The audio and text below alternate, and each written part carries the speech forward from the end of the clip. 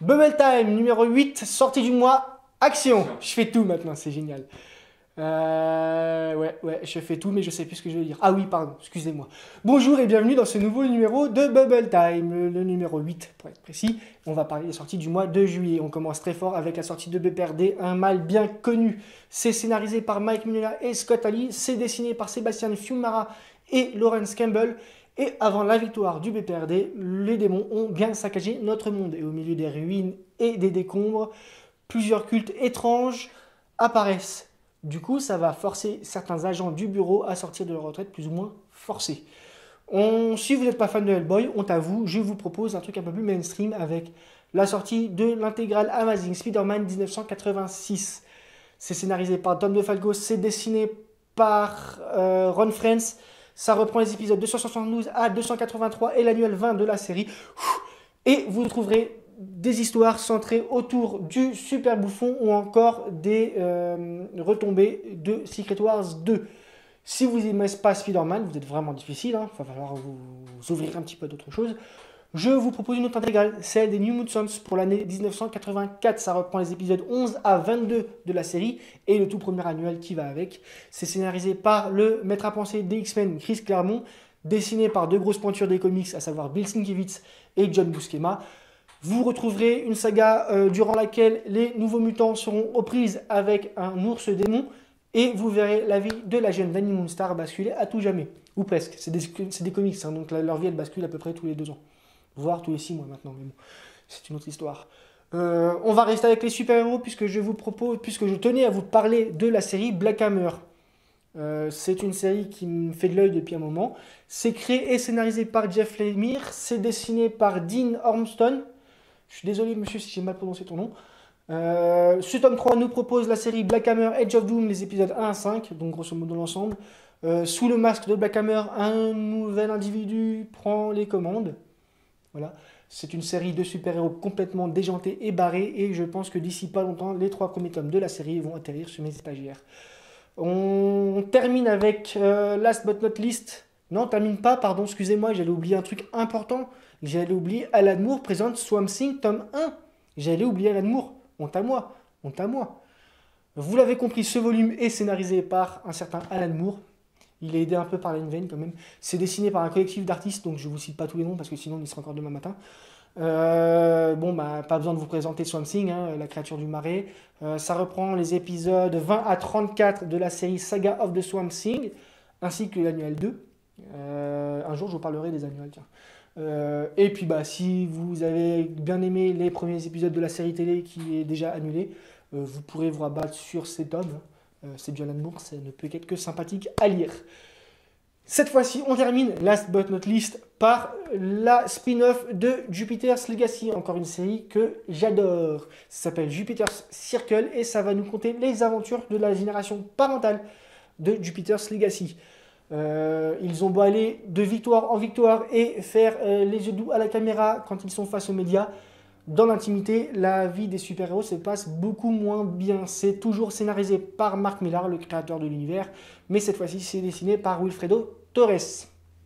Ce mois-ci, je vais vous parler d'un de mes scénaristes comics préférés, Joseph Michael Straczynski. À l'origine, ce monsieur est un scénariste de séries télé. Il a notamment travaillé sur des séries telles qu'Arabesque, La 5e Dimension, Captain Power, que je tenais absolument à citer pour Kevin, ou encore Les Maîtres de l'Univers. Au début des années 90, il va créer son propre show, qu'il va vouloir comme un roman pour la télévision. La série va s'appeler Babylon 5, ça va durer 6 saisons, entre 93 et 98, et cette série, qui est un space opéra, va devenir culte. En bien ou en mal, ça dépend si vous êtes fan de la série. Les fans vont être d'ardents défenseurs de la série, alors que ceux qui n'ont pas apprécié vont la lyncher totalement. Sur les 110 épisodes que la série a connus, Straczynski a écrit pas moins de 93 des scénarios, notamment l'intégralité des saisons 3 et 4. Ça laisse très peu de place pour d'autres scénaristes. Il a quand même laissé un épisode à un certain Neil Gaiman. Voilà, ça pose son monsieur. et pas s'occuper par 93 épisodes de série télé. Il avait bien sûr un travail de producteur sur la série, aussi bien en pré-production sur les scénarios qu'en post-production sur les effets spéciaux. Et comme il avait toujours du temps à perdre, il n'hésitait pas à aller répondre aux fans sur Internet. Et ouais, il y en a, ils aiment bien, ils ont que ça à faire. Enfin bref, hein, franchement. Ensuite, il va connaître quelques déboires auprès des chaînes de télévision. Et du coup, il va se tourner vers les comics pour réaliser un rêve d'enfant. Il atterrira chez Topco où il va signer comme première série l'excellente Rising Stars. Rising Stars nous raconte l'histoire de 113 enfants conçus au moment où une comète traverse le ciel d'une région des États-Unis. Et quelques années plus tard, ces enfants vont montrer des pouvoirs incroyables qui vont les entraîner dans une suite d'aventures et de mésaventures qui vont nous permettre de découvrir leur passage de l'enfance à l'âge adulte. Et vous vous doutez bien qu'à un moment donné, ça va partir en carafe. La série fonctionne sur 3 actes différents, chacune centrée sur un angle différent. Hein, voilà. Elle va connaître un démarrage tonitruant, notamment avec l'aide des dessins de Kocha, excellent dessinateur, mais très très lent. Du coup, la série va accumuler les retards et petit à petit perdre sa base de fans et se perdre un petit peu dans les méandres du temps. Sauf que maintenant que la série est finie, je vous conseille de vous ruer sur les 3 tomes de la série principale et d'aller vous jeter dès sa sortie ce mois-ci sur le tome 4 qui regroupe un groupe d'épisodes et de mini-séries centrés chacun sur un personnage différent de l'histoire. Un 5e tome est aussi à venir en VF. Pour faire patienter ses fans durant les temps d'attente sur Rising Stars, Straczynski va nous proposer Midnight Nation, une mini-série en 12 épisodes. Plus rapide, plus court, du coup ça va sortir d'une traite, ce qui est beaucoup mieux. Cette série va nous raconter les mésaventures d'un flic un petit peu désabusé qui va se retrouver dans un autre monde. Une espèce de monde vraiment parallèle au nôtre, où il va retrouver toutes les choses et toutes les personnes qui sont oubliées de notre monde à nous. C'est à peu près aussi excellent que Rising Stars, voire peut-être même un petit peu meilleur, parce que du coup la série ne perd pas en vitesse durant le déroulé de l'histoire. Et si vous avez envie de changer un petit peu des sempiternels comics de super-héros, allez voir ça, c'est juste énorme.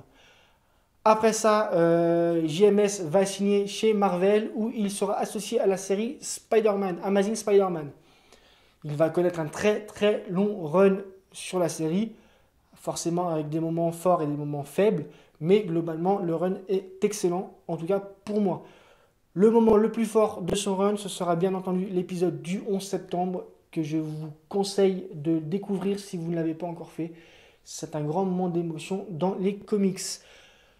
Il va poursuivre sa carrière chez Marvel avec Supreme Powers, un reboot du Squadron Suprême en version Max. Vous savez, l'ancien label de Marvel qui regroupait les productions plus adultes. Ne vous attendez pas là aux comics de super-héros traditionnels chez Marvel, mais bel et bien un truc beaucoup plus adulte et beaucoup plus sombre que ce que l'on pourrait imaginer à la maison des idées. Ensuite, il va travailler sur beaucoup de mini-séries, sur divers personnages marveliens. Hein, j'invente de nouveaux mots. Et il terminera son passage chez Marvel avec un run sur la série Fantastic Four. Ensuite, inévitablement, il va passer chez DC où il travaillera sur Wonder Woman. Je ne m'étends pas plus sur ces séries car je ne les ai pas lues. Donc, difficile de vous en parler. Il reviendra aux comics quelques temps plus tard avec la série Sidekick qui nous conte les mésaventures plutôt, d'un acolyte de super-héros qui va sombrer dans la déprime une fois que son mentor sera mort. La série, je l'ai lue cette fois-ci, 2 tomes en VF, elle est plutôt bien foutue. Un petit peu en dessous de Midnight Nation ou de Rising Stars, mais quand même bien foutue. Donc si vous aimez bien Straczynski, n'hésitez pas à vous jeter dessus. Il propose aussi Tengen que je n'ai pas lu et dont je vous parlerai peut-être à l'occasion. À côté de ça, il poursuit sa carrière à la télé, dans les séries télévisées, je vais y arriver, où il a notamment travaillé avec les sœurs Wachowski à la création de la série Sense8 pour Netflix. Et depuis le départ, il écrit aussi des romans plutôt horrifiques et pas mal de nouvelles.